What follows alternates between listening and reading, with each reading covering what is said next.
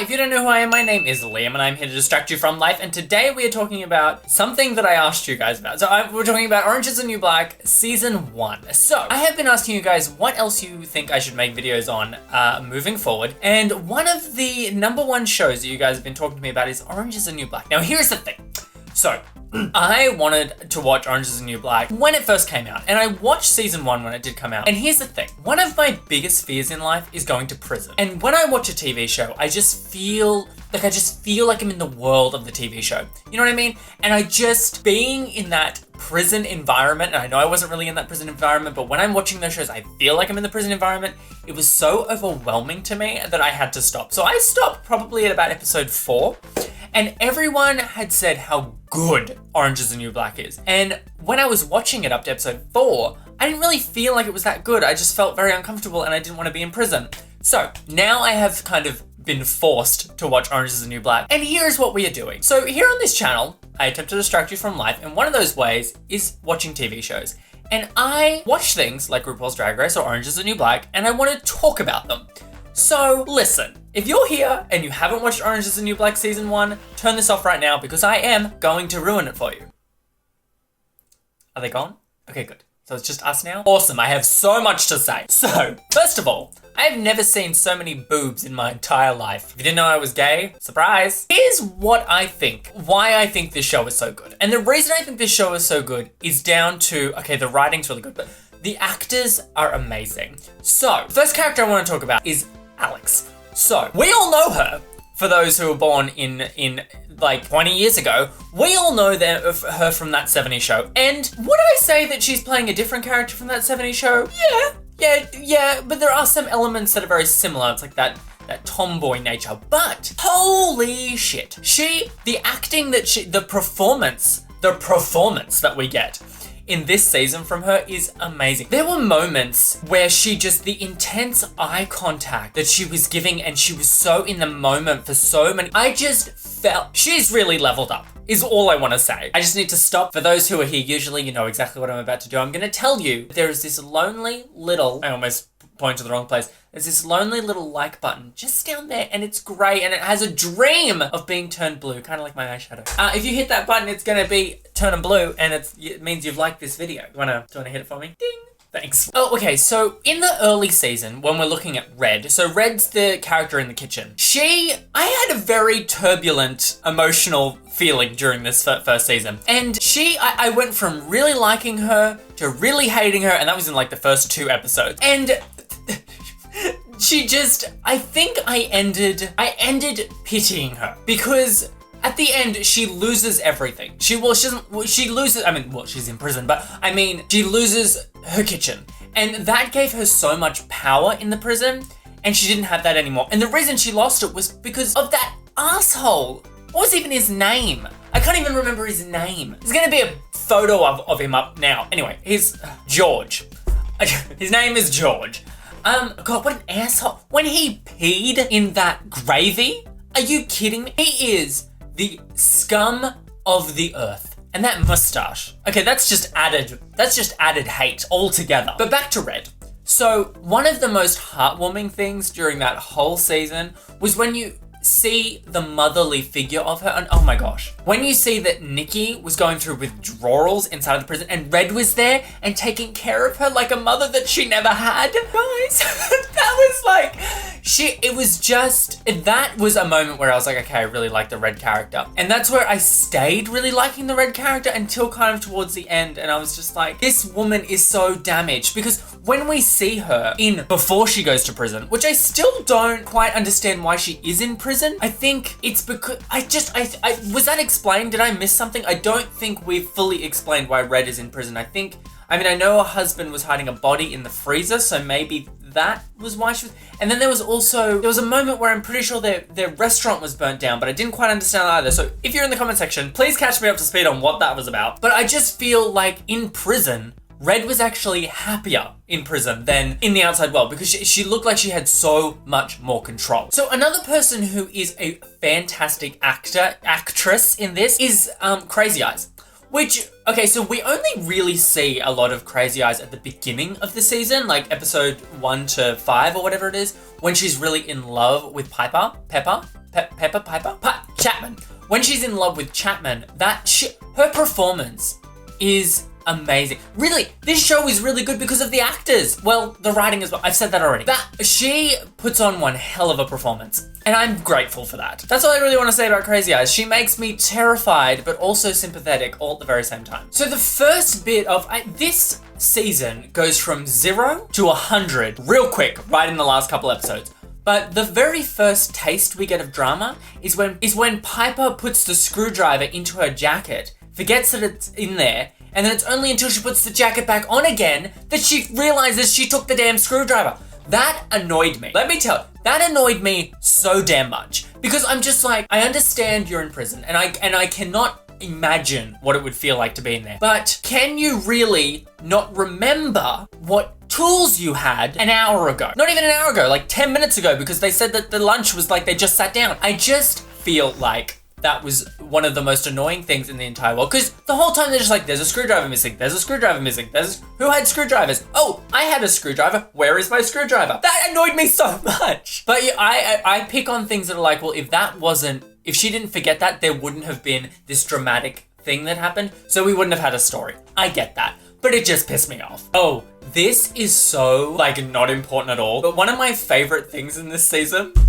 is the woman that's on the phone. The woman is almost always there whenever anyone is taking a phone call. Whenever we see Piper taking a phone call, there is this woman that is just crying and weeping on the phone next to her. And I just love that. So there are a couple things throughout this season that were very consistent jokes. So first of all, there's the woman that's always weeping next to her on the phone, which I love that somebody in the production team was like, let's have her in there all the time, just crying on the phone. I don't know why I enjoyed that so much. It was like that joke that they said about he's not, I don't really want to say any of those words, but. He's not an eggplant, man. He's retarded.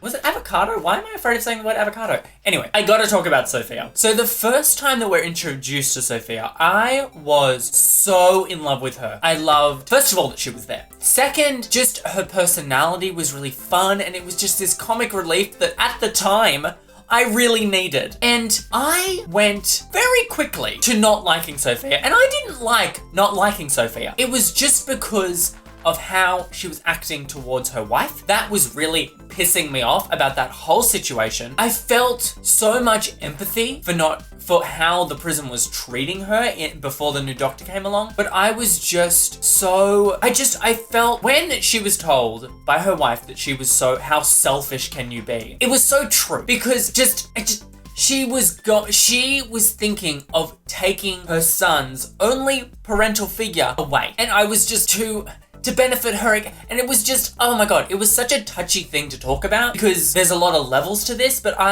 the feelings that I had during those moments were just like, I want to like you, and now this is happening, and I'm not happy about it. So, it was at the end that I wasn't loving Sophia, but I wasn't hating Sophia, because I felt like a lesson was learned, and I was okay with that. And now I'm really looking forward to season 2 to kind of see more of this character and hopefully fall in love with her the way I want to. Okay, so Piper. I mean, she's the main character in this show, so we have to talk about Piper. Piper is probably the most hardest character in this whole show to figure out. So, she's probably the most, it's really interesting. So she's the main character, right? And I think this is probably all pre-designed.